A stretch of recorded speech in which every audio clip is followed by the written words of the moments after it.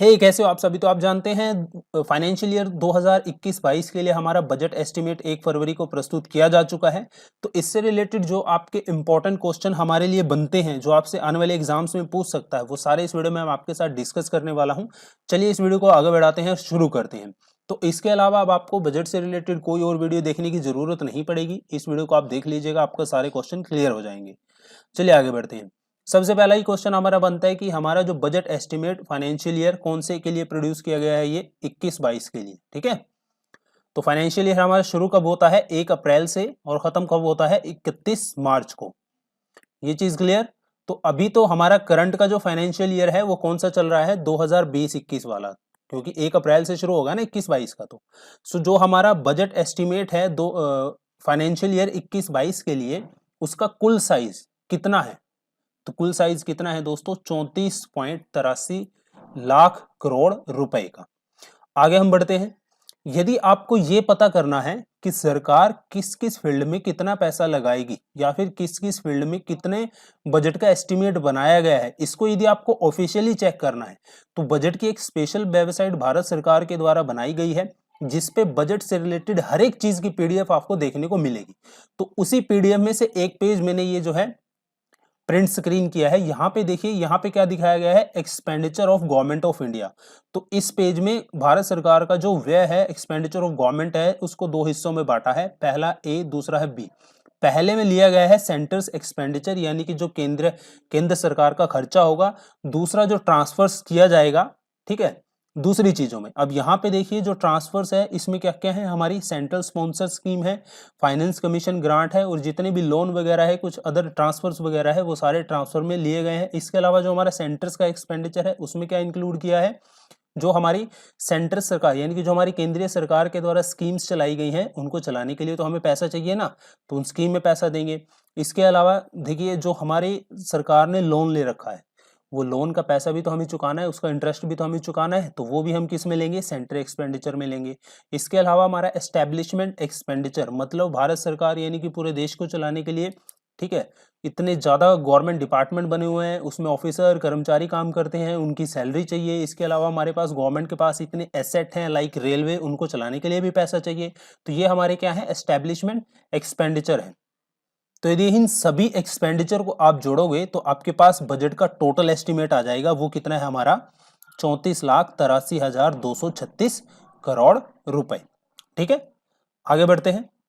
हाँ, ये मैं आपको, ये इस पेज का आप स्क्रीनशॉट ले लीजिए दोस्तों।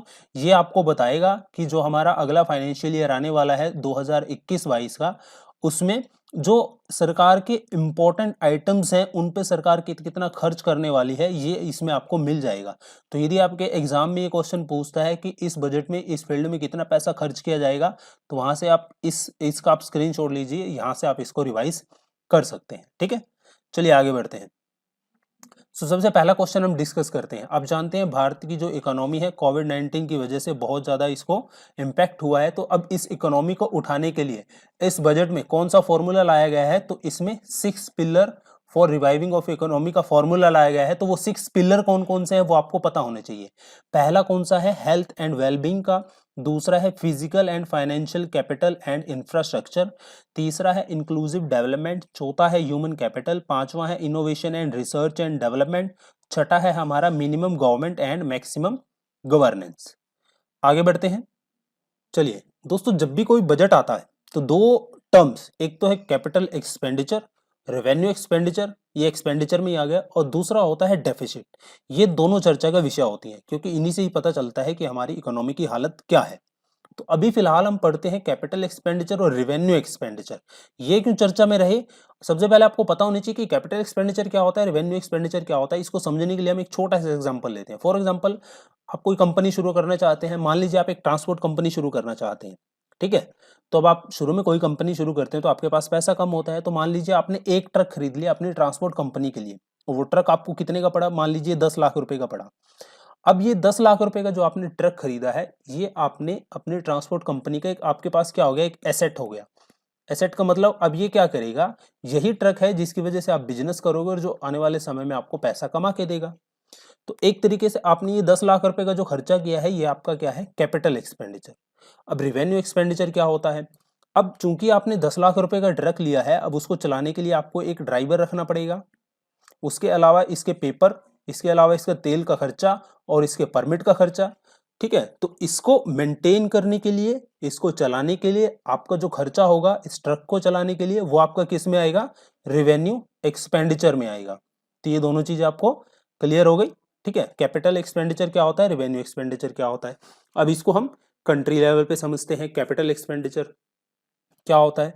तो मान लीजिए सरकार कोई एक सरकारी कंपनी लगाना चाहती है, या फिर मान लीजिए कोई सरकार एक बहुत बड़ा प्रोजेक्ट, कोई हाईवे का प्रोजेक्ट शुरू करना चाहती है, या फिर कोई इंफ्रास्ट्रक्चर का प्रोजेक्ट शुरू करना चाहती है, जो आने वाले समय में सरकार को क्या देगा, रेवेन्यू जनरेट करके देगा, तो वो आपका कैपिटल एक्सपेंडिचर हो गया। अब उस प्रोजेक्ट को चलाने के लिए, उसको मेंटेन करने के लिए, ठीक है, उसकी मरम्मत करने के लिए जो सरकार का खर्चा होगा वो रेवेन्यू एक्सपेंडिचर होगा। अब इससे एक चीज और डिफरेंस हमें पता चल गया कैपिटल और रेवेन्यू के बीच में, क्या कि जो कैपिटल एक्सपेंडिचर होता है वो आपकी लॉन्ग टर्म की इन्वेस्टमेंट होती है, इसको हम ऐसा कह सकते हैं सिंपल, और जो रेवेन्यू एक्सपेंडिचर होता है वो आपकी शॉर्ट टर्म की एक्सपेंडिचर होती है। तो सरकार जो रेवेन्यू एक्सपेंडिचर को बजट एस्टिमेट में इंडिकेट करती है वो एक ईयर के लिए इंडिकेट करती है, एक फाइनेंशियल ईयर में कितना आपका रेवेन्यू एक्सपेंडिचर होगा। तो अब बात करते हैं जो हमारा कैपिटल एक्सपेंडिचर होगा वर्ष 2021-22 के फाइनेंशियल ईयर का, वो 5.5 लाख करोड़ रुपीस का होगा।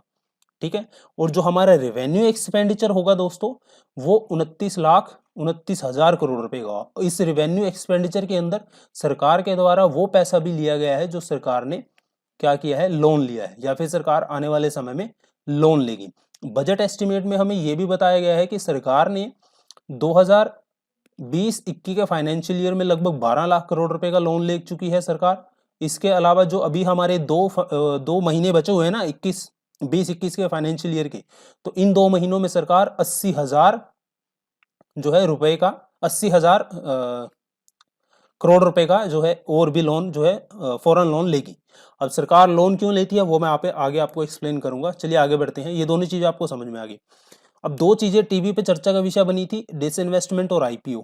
डिसइन्वेस्टमेंट से ये अंदाजा लगाया जा रहा था, बताया जा रहा था चिल्ला चिल्ला के टीवी पे कि जो सरकार है वो उसने अब देश को बेचने की तैयारी कर ली है। तो सबसे पहले आप डिसइन्वेस्टमेंट दोस्तों समझिए होती क्या है।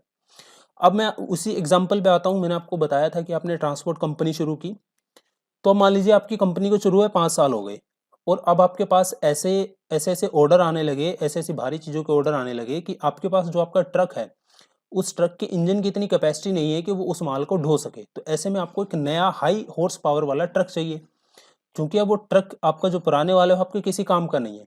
अब आपके पास 3 ऑप्शन है, 4 ऑप्शन है। पहला, उसको अपने पास रख लीजिए, वो ऐसे ही पड़ा रहेगा क्योंकि आप नया ट्रक ले आए हैं। दूसरा ऑप्शन आपके पास ये है कि आप उसको क्या कीजिए, किसी दूसरी ट्रांसपोर्ट कंपनी को उसको किराए पे दे दीजिए। ठीक है, तो जब आप किराए पे दोगे तो आप जो है वहां से पैसा अर्न करोगे। और उसके बाद एक और ऑप्शन आपके पास है कि आपके पास वो जो ट्रक है उसको आप एक काम कीजिए, बेच दीजिए। ठीक है, तो आप बेच दोगे तो आपके पास वो पैसा आएगा, वो पैसा आप अपने बिजनेस में लगा सकते हो। तो एक तरीके से एसेट आपका था, डिसइन्वेस्टमेंट आपको करनी है। अब इसको हम देश के लेवल पे समझते हैं, कंट्री लेवल पे आप इसको लेके आइए। कंट्री लेवल पे समझिए, एयर इंडिया का हम एग्जांपल लेते हैं। एयर इंडिया पे अभी हाल ही में जो प्रेजेंट आंकड़ों के अनुसार 60,000 करोड़ से ज्यादा का कर्ज एयर इंडिया पे बना हुआ है। तो एक भारत सरकार की एक ऐसी कंपनी जिसपे 60,000 करोड़ से ज्यादा का कर्ज है, तो ऐसे रेवेन्यू कैसे जनरेट करके दे सकती है सरकार को? उससे तो इसकी जो है किस्तें ही नहीं पूरी हो रही 60,000 करोड़ रुपए की। तो ऐसे में सरकार के पास सीधा एक ही ऑप्शन है, भाई इस कंपनी को सीधा बेच ही दो। ठीक है, तो ये सरकार का एक सिरदर्द बनी हुई है। दूसरा, अब मान लीजिए किसी कंपनी के अंदर कोई प्राइवेट सेक्टर की कंपनी है, ठीक है, मान लीजिए भारत पेट्रोलियम है। एग्जैक्ट आंकड़ा तो मेरे को नहीं पता सरकार की कितनी प्रतिशत इसमें हिस्सेदारी है, पर मैं मान के चल रहा हूं, मान लीजिए सरकार की इसमें 45% हिस्सेदारी है, मान लीजिए ऐसे ही। ठीक है, तो अब सरकार क्या करना चाहती है, अपनी हिस्सेदारी को इसमें घटाना चाहती है। यानी कि जो भारत सरकार के पास भारत पेट्रोलियम के शेयर हैं 45%, उसको सरकार 30% लाना चाहती है और 15% को बेचना चाहती है। अब सरकार के पास ऑप्शन है, या तो ये 15% भारत पेट्रोलियम को ही बेच दे, उससे पैसा ले ले, या फिर 15% के शेयर किसी प्राइवेट एंटिटीज को बेच दे, वहां से पैसा ले ले। तो यहाँ पे सीधा सीधा मकसद सरकार का क्या है, पैसा जनरेट करना। सरकार के पास पैसे की कमी है, एक ये प्रकार के डिसइन्वेस्टमेंट हो गई। दूसरा आपने सुना है कि सरकार आईपीओ लेके आ रही है, किसका? एलआईसी का। अभी फिलहाल तो एलआईसी जो है स्टॉक एक्सचेंज में रजिस्टर्ड नहीं है। आईपीओ क्या होता है? आईपीओ की फुल फॉर्म होती है इनिशियल पब्लिक ऑफरिंग। तो मतलब कि जब कोई कंपनी के पहली बार शेयर मार्केट में जनरल पब्लिक के लिए उतारे जाते हैं तो उसे हम आईपीओ बोलते हैं। जैसे कि एलआईसी है, अब इसको स्टॉक एक्सचेंज में रजिस्टर्ड करवाकर इसके शेयर को ओपन मार्केट में लाया जाएगा, जहां पे आने वाले समय में आप खुद जाके जो है एयर इंडिया के शेयर, सॉरी एलआईसी के शेयर जो है आप खरीद सकोगे। इस तरीके से क्या होता है, जब किसी कंपनी के शेयर बेचते हैं तो वो पैसा किसके पास जाता है? उस कंपनी के पास जाता है। और कंपनी एलआईसी किसकी है? सरकार की। तो सीधे सीधा पैसा कौन जनरेट करेगा? सरकार जनरेट करेगी। अब डिसइन्वेस्टमेंट का टारगेट हर साल हम रखते हैं कुछ ना कुछ, तो इस साल भी जो है बजट का जो है 21-22 का जो टारगेट रहेगा हमारा वो है 1,75,000 करोड़ रुपए का। ये आपसे पूछ सकता है कि डिसइन्वेस्टमेंट का टारगेट कितना रखा गया है? 1,75,000 करोड़ का। हमारा जो पिछला फाइनेंशियल ईयर जो फाइनेंशियल ईयर चल रहा है 20-21 का, इसमें सरकार ने भी लाखों करोड़ रुपए का टारगेट रखा था, लेकिन कोरोना हो गया, बाद में उसको रिवाइज करके 50,000 करोड़ कुछ कर दिया। लेकिन कोरोना की वजह से सरकार 50,000 करोड़ रुपए भी डिसइन्वेस्टमेंट से नहीं जुटा पाई। लगभग 30,000 करोड़ के आसपास सरकार ने सिर्फ डिसइन्वेस्टमेंट से जो है ये फाइनेंशियल ईयर चल रहा है 20-21 का, इतना पैसा जुटा पाई। ठीक है, आगे हम बढ़ते हैं। अब हम रिसिप्ट की बात करते हैं। एक्सपेंडिचर की मैंने आपको बताया, सरकार के पास पैसा मैंने अभी आपको बताया था। टोटल रिसिप्ट भी मैंने आपको बताए थे 29,000 कुछ ऐसे करोड़, 29 लाख कुछ ऐसे करोड़ रुपए। मैंने आपको बताया था कि उसमें सरकार के द्वारा लिया गया उधार भी है। तो यदि आप उस उधार को माइनस कर दोगे तो सरकार के पास टोटल रिसिप्ट कितना होगा? 19,76,424 करोड़ रुपए का। ठीक है, आगे हम बढ़ते हैं। अब आपसे पूछ सकता है कि बजट में, बजट जो कि हमारा बजट एस्टिमेट है 2021-22 का, इसमें हमारी नॉमिनल जीडीपी कितनी आंकी गई है? तो इसका आंसर होगा दोस्तों 14.4%। अब आप समझ रहे होंगे कि नॉमिनल जीडीपी क्या होता है। एक चीज सिंपल सी भाषा में समझ लीजिए कि जब भी जीडीपी को, जो करंट प्राइस है मार्केट के अंदर, इस करंट प्राइस पे जब भी आप जीडीपी को कैलकुलेट करोगे वो आपकी नॉमिनल जीडीपी होगी। ठीक है, तो नॉमिनल जीडीपी बजट में, इस बजट में कितनी आंकी गई है? 14.4%। आगे हम बढ़ते हैं। डेफिसिट, घाटा, मैं आपको बता रहा था दो चीजें होती हैं आपकी, एक्सपेंडिचर होता है और रिसिप्ट होता है, तीसरी होती है डेफिसिट। तीन चीजें होती हैं जो चर्चा का विषय बनती हैं बजट में। डेफिसिट यानी कि सीधा सीधा घाटा। ओके, तो दो डेफिसिट आपसे पूछ सकता है एग्जाम के अंदर। पहला होता है रेवेन्यू डेफिसिट और दूसरा होता है फिस्कल डेफिसिट। ठीक है, तो यदि आपसे पूछे कि जो हमारा बजट प्रस्तुत किया गया है कौन से फाइनेंशियल ईयर का? 21-22 का, इसमें हमारा जो टारगेट है रेवेन्यू डेफिसिट का वो कितना है? तो आपका आंसर होगा दोस्तों 5.1%। ठीक है, और आपसे ये भी पूछ सकता है कि हमारा जो फाइनेंशियल ईयर है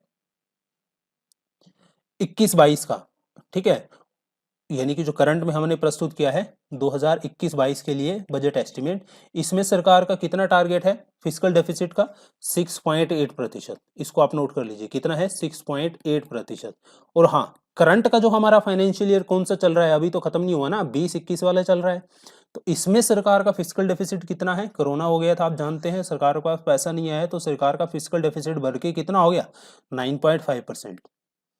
कितना हो गया? 9.5%। अब सरकार को ये फिस्कल डेफिसिट कम करना है, इसके लिए सरकार ने एक लक्ष्य रखा है कि 2025-26 तक, आपसे पूछ सकता है 2025-26 तक सरकार अपना फिस्कल डेफिसिट कितना करना चाहती है? तो वो 4.5% तक इसको लाना चाहती है। अब देखिए फिस्कल डेफिसिट सरकार का इतना बड़ा हुआ है तो जाहिर सी बात है अब सरकार को क्या लेना पड़ेगा? इस घाटे को कम करने के लिए लोन लेना पड़ेगा। ठीक है, आगे बढ़ते हैं। अब आपसे पूछ सकता है एग्जाम के अंदर कि भाई जिस व्यक्ति ने लोन लिया हुआ है, फॉर एग्जांपल आपने हाउस लोन लिया हुआ है, तो यदि आप टैक्स भरते हैं, ठीक है, अब जो आपने हाउस लोन ले रखा है उसके ऊपर क्या लगता है? आपका ब्याज लगता है, इंटरेस्ट लगता है। तो ऐसे में आप उस इंटरेस्ट का यूज टैक्स डिडक्शन के लिए करवा सकते हैं। कितने लाख रुपए तक की डिडक्शन आप करवा सकते हैं टैक्स बेसिस पे? हाउस लोन के टैक्स बेसिस पे 1.5 लाख रुपए तक की। ठीक है, इसको आप नोट कर लीजिए। इसके अलावा सरकार ने क्या किया है? सरकार ने ये कहा है कि वो टैक्स हॉलिडे अनाउंस करने वाली है। ये टैक्स हॉलिडे क्या होते हैं, इनको ही समझ लीजिए। आप जानते हैं हमारे देश के अंदर कोरोना की वजह से जो स्टार्टअप्स हैं उनको बहुत नुकसान हुआ है, उनके अंदर फंडिंग कहीं से नहीं आ रही है, तो सरकार ने क्या किया है कि वो टैक्स हॉलिडे लेके आई है। टैक्स हॉलिडे का मतलब क्या होता है? मान लीजिए आपने एक स्टार्टअप कंपनी, जो आपने ट्रांसपोर्ट कंपनी शुरू की थी, ठीक है, अब सरकार के कुछ ऐसे रूल्स एंड रेगुलेशन हैं कि आपके इस कंपनी में जो भी आपके पैसा लगाएगा कि आपको जो रेवेन्यू जनरेट होगा, ठीक है, या फिर जो भी आपका टैक्स इस पे सरकार का लगेगा, वो उसके फिलहाल रेट क्या है, हाई है। तो सरकार क्या कर देती है कि भाई यदि आप ट्रांसपोर्ट कंपनी के अंदर पैसा लगाते हो तो सरकार क्या करती है, ये जो टैक्स सरकार लगाती है, मान लीजिए अभी प्रेजेंट में 20% है, तो सरकार इसको 6 महीने 1 साल के लिए घटा के इसको कितना कर देती है, 5% कर देती है। तो जब टैक्स 5% हो गया तो जो इन्वेस्टर्स होते हैं, जो हमारे देश के अंदर कंपनी इन्वेस्ट करती हैं या फिर बाहर से इन्वेस्टर आते हैं, जब टैक्स कम होता है तो फिर आगे वो क्या करेंगे, धनाधन ट्रांसपोर्ट बिजनेस में जाके इन्वेस्ट करेंगे। तो इस प्रकार से टैक्स हॉलिडे का फायदा जो है सरकार जो कंपनीज होती हैं, खासकर से जो नई कंपनी शुरू होती है, स्टार्टअप्स होती है, उनको बूस्टअप करने के लिए, जब स्टार्टअप के पास पैसा आएगा तभी तो आगे बढ़ पाएगा। ठीक है, आगे बढ़ते हैं। अब सरकार ने कॉमर्स एंड इंडस्ट्री सेक्टर में क्या किया है, आपसे पूछ सकता है कि भारत सरकार ने भारत देश में टेक्सटाइल उद्योग को बढ़ावा देने के लिए, साथ ही साथ जो है टेक्सटाइल उद्योग के एक्सपोर्ट को बढ़ाने के लिए कितने टेक्सटाइल पार्क बनाने की योजना रखी है। तो कितने टेक्सटाइल पार्क बनाए जाएंगे दोस्तों, 7 टेक्सटाइल पार्क बनाए जाएंगे। कितने सालों में बनाए जाएंगे, आने वाले 3 सालों में ये 7 टेक्सटाइल पार्क बनाए जाएंगे। इसके अलावा सरकार ने हमारे देश के अंदर जो है 1% कंपनी को भी प्रमोट किया है। 1% कंपनी क्या होती है दोस्तों, मान लीजिए कोई बाहरले देश का व्यक्ति है, कोई एनआरआई है, वो हमारे देश के अंदर आके कोई छोटी मोटी कंपनी शुरू करना चाहता है, तो ऐसे में कोई एनआरआई बाहर से आके भारत में कंपनी शुरू करता है तो बहुत ही फीताशाही है, रेड टेपिज्म है। तो अब सरकार ने उसको कम किया है, ठीक है, वो कुछ भी हो सकता है, टर्नओवर हो सकता है या फिर टैक्स रिलेटेड हो सकता है, और भी सारे डॉक्यूमेंट्स वगैरह हो सकते हैं। सरकार ने सीधा सीधा रेड टेपिज्म को कम करने की कोशिश की है। अब एनआरआई व्यक्ति के लिए आसान होगा कि वो भारत में आ सकता है और 1% कंपनी अपनी एस्टेब्लिश कर सकता है। नेक्स्ट है दोस्तों, अब जानते हैं हमारे बजट एस्टीमेट में स्क्रैपिंग पॉलिसी इंट्रोड्यूस की गई है। यहाँ पे मैं एक चीज़ बताना चाहूँगा, कुछ लोगों को लग रहा है कि अब वो अपने व्हीकल को 20 साल के बाद नहीं चला सकेंगे, तो यहाँ पे मैं बताना चाहूँगा ये जो स्क्रैपिंग पॉलिसी है ये वॉलंटरी है। आपको अपना व्हीकल टेस्ट करवाना है नहीं करवाना है ये आपके ऊपर है। आपको पुरानी कार चलानी है, चलाते रहना है, उसको चलाते रहिए, सरकार आपको कुछ नहीं कहेगी। ये वॉलंटरी क्या है, स्क्रैपिंग पॉलिसी है।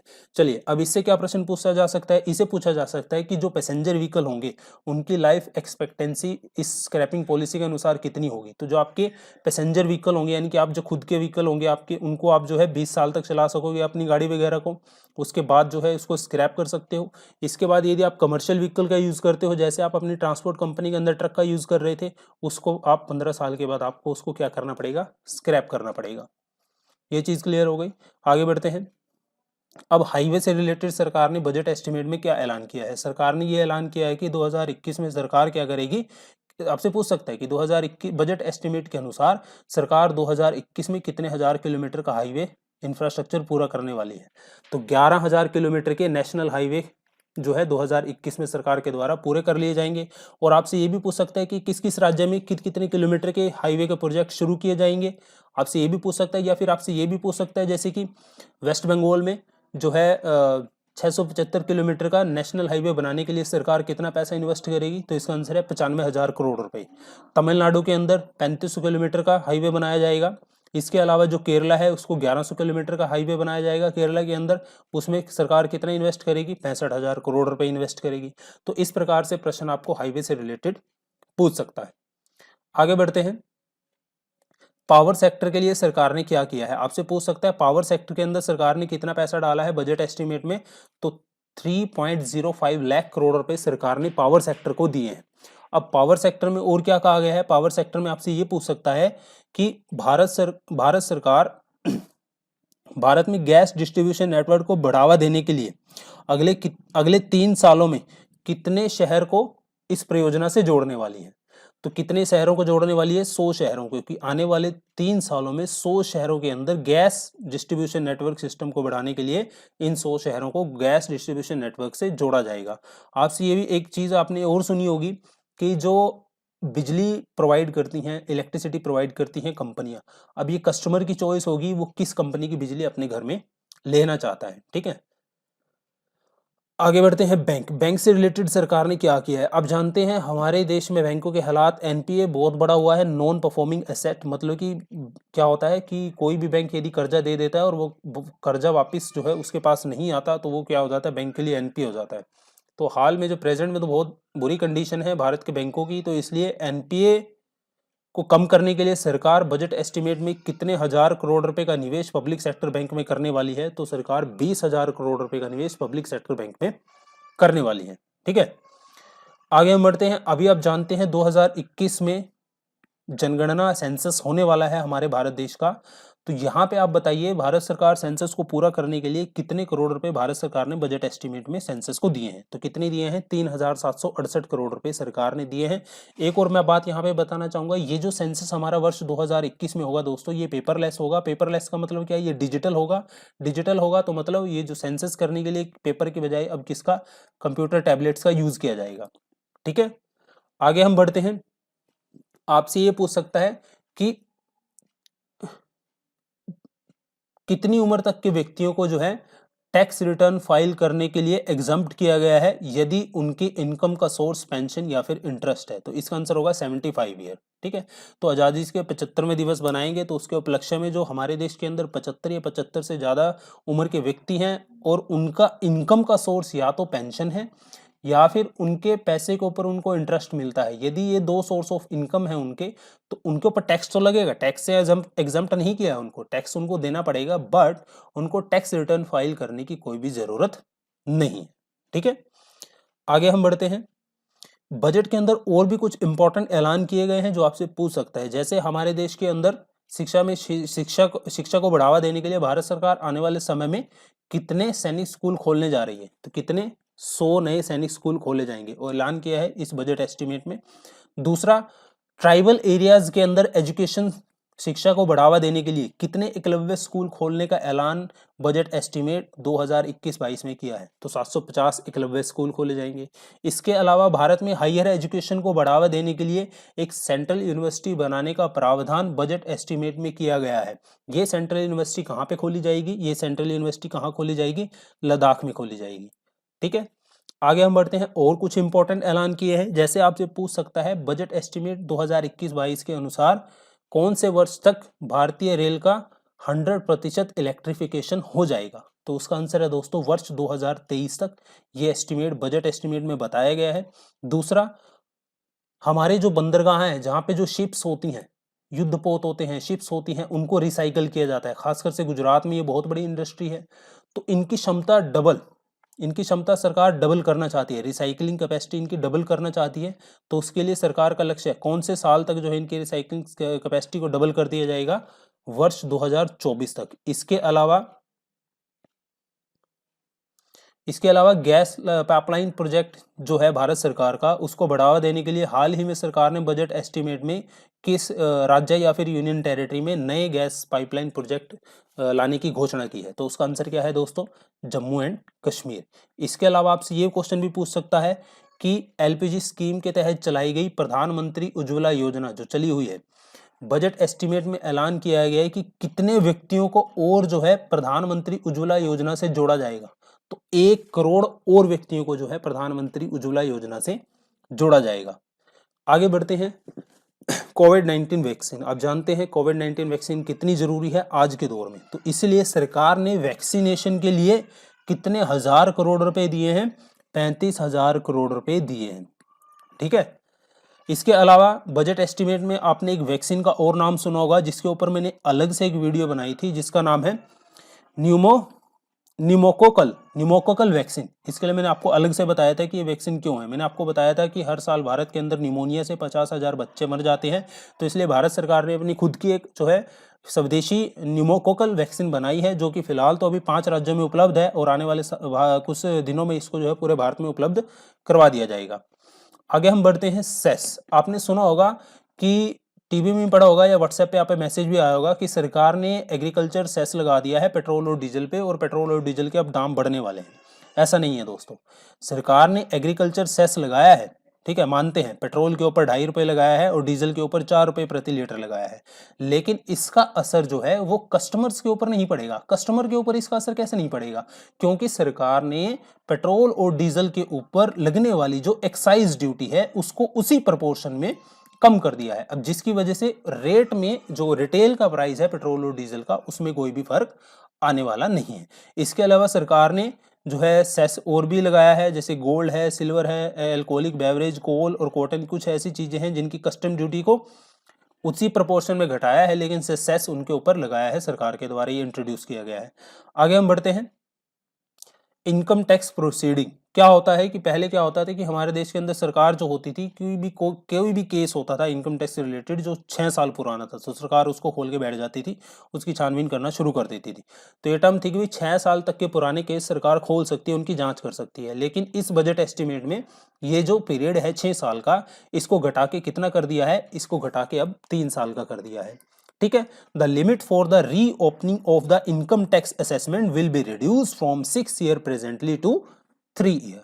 ठीक है, अब इसको क्यों किया गया कम, क्योंकि टैक्स से रिलेटेड इतने केस पेंडिंग पड़े हुए हैं कोर्ट्स के अंदर। सरकार कोर्ट्स का भी भाई जो है वजन कम करना चाहती है, साथ के साथ जो केस जितने कम होंगे भाई उतने ही जल्दी जल्दी कोर्ट से फैसले आएंगे ना, तो सरकार इसलिए जो है इस 6 ईयर की टर्म्स को सरकार ने घटा के कितना किया है, 3 साल किया है। आगे हम बढ़ते हैं ऑडिट। अब ये क्यों चर्चा का विषय बना हुआ है, तो यहाँ पे एक चीज मैं आपको बताना चाहूंगा दोस्तों। अभी प्रेजेंट में क्या था कि जिस कंपनी का टर्नओवर 5 करोड़ से कम है, ठीक है, ध्यान से सुनिएगा, जिस कंपनी का टर्नओवर 5 करोड़ से कम है और उसने फाइनेंशियल ईयर में 95% से ज्यादा ट्रांसैक्शन, यानी कि जो पैसे का लेन देन उस कंपनी के द्वारा टोटली डिजिटल है, यानी कि उसने डिजिटल पेमेंट की है, तो उसको अपने अकाउंट्स का ऑडिट करना, बना के रखना जरूरी नहीं है। अब ये कि चूंकि ये 5 करोड़ की लिमिट थी, अब इस थ्रेशोल्ड लिमिट को बुला के सरकार के द्वारा बजट एस्टिमेट में कितना कर दिया है, 10 करोड़। तो यदि आपकी कंपनी की वैल्यू 10 करोड़ या उससे कम है और आप जो है अपने ट्रांसैक्शन 95% या उससे ज्यादा सारे डिजिटल कर दें, तो अब आपको अपने अकाउंट्स का ऑडिट करने की आवश्यकता नहीं है, ऐसा सरकार ने बजट एस्टिमेट में कहा है। आगे बढ़ते हैं इंटरेस्ट रेट। ठीक है, अब मैंने आपको बताया था कि सरकार का सबसे ज्यादा खर्चा किस पे होता है, इंटरेस्ट पेमेंट पे होता है। 2021-22 की बात करें तो सरकार ने जो लोन ले रखा है, यानी कि हमारे देश के ऊपर जो कर्जा है, उसका जो किस्त बनती है इंटरेस्ट की, कितना सरकार उस पर खर्च करने वाली है, 8,09,701 करोड़ रुपए। ठीक है, इसको आप नोट कर लीजिए। इसके बाद एक्सपेंडिचर, अब देखिए आपसे ये भी पूछ सकता है कि कौन कौन से फला फला मंत्रालय को कितना पैसा सरकार ने आवंटित किया है। मंत्रालय की जब हम बात करते हैं तो मिनिस्ट्री ऑफ डिफेंस का नाम सबसे पहले आता है। मिनिस्ट्री ऑफ डिफेंस को सरकार ने कितने पैसे दिए हैं, 4,78,196 करोड़ रुपए। इसको आप नोट कर लीजिए। इसके अलावा और जो इम्पोर्टेंट हमारी मिनिस्ट्रीज हैं उनको कितना पैसा दिया है वो भी मैं आपको बता देता हूँ। तो सबसे पहले हम मिनिस्ट्री ऑफ रेलवे की बात करते हैं। तो आप जानते हैं रेलवे का बजट और जो हमारा जो ये फाइनेंशियल बजट होता है इसको मिक्स कर दिए गए। तो रेलवे मिनिस्ट्री को कितने लाख करोड़ रुपए दिए गए हैं, सीधा सीधा पढ़ लीजिए, 1,10,055 करोड़ रुपए जो है रेलवे के मंत्रालय को दिए गए। ओके, आगे बढ़ते हैं। मिनिस्ट्री ऑफ जल शक्ति, भाई इंपॉर्टेंट है। मिनिस्ट्री ऑफ जल शक्ति को कितना पैसा दिया गया है, मिनिस्ट्री ऑफ जल शक्ति को 2020 में जितना पैसा दिया गया था उसका 184% इंक्रीज करके पैसा दिया है। तो वर्ष 2021-22 में कितना एस्टिमेट दिया गया है इसको, 69,053 करोड़ रुपए का। किसको दिए हैं, मिनिस्ट्री ऑफ जल शक्ति को।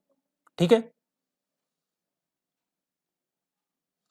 आगे बढ़ते हैं। इसके अलावा जो स्कीम्स, मैंने आपको शुरू में एक पेज दिया था कि आप उस पेज का स्क्रीनशॉट ले लीजिए, तो उसमें से कुछ इंपॉर्टेंट स्कीम्स हैं जो सरकार की, उसमें सरकार ने कितना पैसा दिया है वो मैं आपको बता देता हूं। जैसे मनरेगा है, मनरेगा में सरकार ने 2021-22 में कितने करोड़ रुपए एलोकेट किए हैं, 73,000 करोड़ रुपए मनरेगा स्कीम में सरकार ने एलोकेट किए हैं।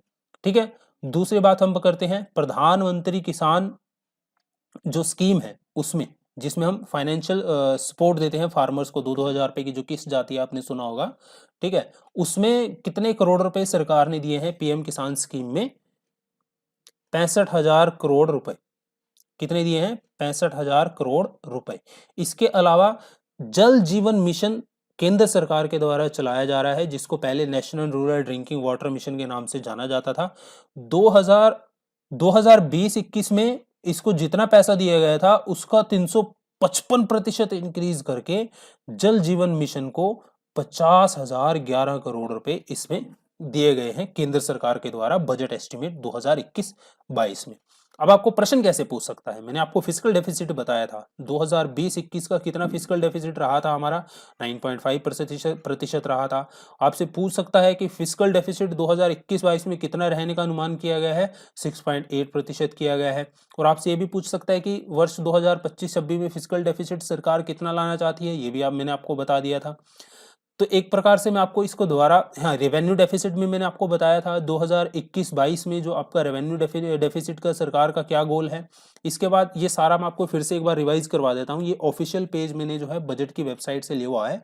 तो इसमें देखिए जो हमारा फिस्कल डेफिसिट है 2021-22 का, ये लास्ट वाला कॉलम है, इस पर आप ध्यान दीजिएगा, ठीक है। 2021-22 का जो एस्टिमेट रखा है वो 6.8% है। रेवेन्यू डेफिसिट का कितना है, 5.1% है। और जो हमारा इफेक्टिव रेवेन्यू डेफिसिट है वो 4.1% और जो हमारा प्राइमरी डेफिसिट है वो 3.1% है, ठीक है। आगे हम बढ़ते हैं। हाँ, ये आपसे पूछ सकता है, सबसे इंपॉर्टेंट है, एसएससी में तो खासकर ये प्रश्न पूछा जाता है कि सरकार 2021-22 में जो बजट बजट प्रस्तुत किया गया है, इसमें सरकार के इनकम का सबसे बड़ा स्रोत क्या है। मैंने आपको बताया था 2020-21 का ये जो फाइनेंशियल ईयर चल रहा है, इसमें कोरोना ने कुछ भी नहीं होने दिया देश के अंदर कोई भी फाइनेंशियल गतिविधि, जिसकी वजह से हमारी मैन्युफैक्चरिंग बहुत सारे, एग्रीकल्चर को छोड़ के सारे सेक्टर में ग्रोथ नेगेटिव में चली गई थी। तो इसलिए सरकार को अपने खर्चे उठाने के लिए क्या करना पड़ा था, लोन लेना पड़ा था। तो इसलिए प्रेजेंट का जो बजट है उसमें हम बात करें तो सरकार की आय का सबसे बड़ा स्रोत रहा उधार एवं अन्य देयताएं, ठीक है, यानी कि जो सरकार लोन लेती है। तो यहाँ पे आप देख लीजिए कि रुपया कहाँ से आता है। एक बजट में आप जब ऑफिशियल वेबसाइट से जाके जो है पे डाउनलोड करोगे बजट एट ग्लैंस, उसमें आपको ये डायग्राम देखने को मिलेगा जिसमें बताया गया है कि सरकार के पास यदि 1 रुपया आता है तो 1 रुपये में से 36 पैसे सरकार के पास जो है कहाँ से आया, बोरोविंग एंड अदर लाइबिलिटी से आया।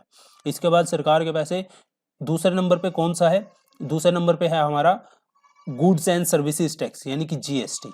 तीसरे नंबर पे है कॉरपोरेशन टैक्स, तीसरे नंबर पे इनकम टैक्स है, चौथे नंबर पे है हमारा कॉरपोरेशन टैक्स, ठीक है। आगे बढ़ते हैं। बजट 2021-22 के अनुसार भारत सरकार का व्यय किस क्षेत्र में सबसे ज्यादा है। तो जो मैं आपको पेज बता रहा था ऑफिशियल वेबसाइट से आप डाउनलोड करोगे, उसके जस्ट दूसरे पेज पे आपको दिखाया जाएगा यदि सरकार के पास 1 रुपया आया है तो वो 1 रुपया कहाँ पे खर्च करेगी सरकार। उसमें यहाँ पे देख लीजिए जो इंटरेस्ट पेमेंट है उसमें तो 20 पैसे तो हमारा इंटरेस्ट चुकाने में चला जाएगा 1 रुपये में से। इसके बाद जो हमारा खर्चा होगा, जो स्टेट के शेयर्स हैं जैसे कि टैक्स हो गया, फिर ड्यूटीज होगी जो हम स्टेट को ट्रांसफर करेगी केंद्र सरकार, 16 पैसे सरकार का उसमें चला जाएगा। इसके बाद सरकार के पास जो पैसा बचा, जो सेंटर के द्वारा केंद्र के द्वारा चलाई गई स्कीमें हैं उसमें सरकार का 13% पैसा चला जाना है, ठीक है। इसके बाद सरकार के जो अन्य खर्चे हैं उसमें 10% चला जाना है। फाइनेंस कमीशन और अदर ट्रांसफर है उसमें 10 पैसे चला जाना है। सब्सिडी में 9 पैसे, डिफेंस में 8 पैसे, ठीक है। सेंट्रली स्पॉन्सर्ड स्कीम में सरकार के 9 पैसे और पेंशन में 5 पैसे। तो ये सरकार के 1 रुपए का पूरा हिसाब हो गया। आगे आपसे ऐसे पूछ सकता है कि एमएसएमई क्षेत्र में उत्पादन क्षमता बढ़ाने व रोजगार के अवसर बढ़ाने हेतु बजट में कितनी राशि इस क्षेत्र को आवंटित की गई। एमएसएमई सेक्टर को कितना पैसा सरकार ने दिया है इस बजट में, 15,700 करोड़ रुपए एमएसएमई सेक्टर को दिए हैं, ठीक है। एमएसएमई क्षेत्र में स्टील स्क्रू और प्लास्टिक के उत्पादन बढ़ाने हेतु सरकार ने स्टील स्क्रू और प्लास्टिक पर कितना सीमा शुल्क लगाया है, ये आपको पता होने चाहिए। देखिए ये मेरे हिसाब से तो फिलहाल तो सरकार ने बहुत सारी कस्टम ड्यूटी, एक्साइज ड्यूटी को बढ़ाया है। ये कोई क्वेश्चन इतना इंपॉर्टेंट नहीं बनता, इसको आप छोड़ दीजिए, ठीक है। ये पूछ सकता है स्वास्थ्य क्षेत्र में सरकार ने कितने पैसे आवंटित किए हैं। तो अभी फिलहाल का जो फाइनेंशियल ईयर आएगा 21-22 का, उसके लिए सरकार ने 2,23,846 करोड़ रुपए आवंटित किए हैं। इसके अलावा सरकार के द्वारा एक स्कीम चलाई गई है जिसका नाम है प्रधानमंत्री आत्मनिर्भर स्वास्थ्य भारत, ठीक है। इस योजना के तहत आने वाले 6 सालों में सरकार इस स्कीम में कितना पैसा खर्च करने वाली है, 64,180 करोड़ रुपए, ठीक है। ये एक बार आप रिवाइज कर लीजिए या फिर आप इसका स्क्रीनशॉट ले सकते हैं कि किस मंत्रालय को कितना पैसा सरकार ने इस बजट के अकॉर्डिंग दिया है, ये आप स्क्रीनशॉट ले सकते हैं। ये ऑफिशियल जो वेबसाइट है वहीं की पीडीएफ से मैंने ये डाटा आपके सामने लेकर आया हूं, इसको आप स्क्रीनशॉट लेके रख लीजिए, आपके काम आएगा।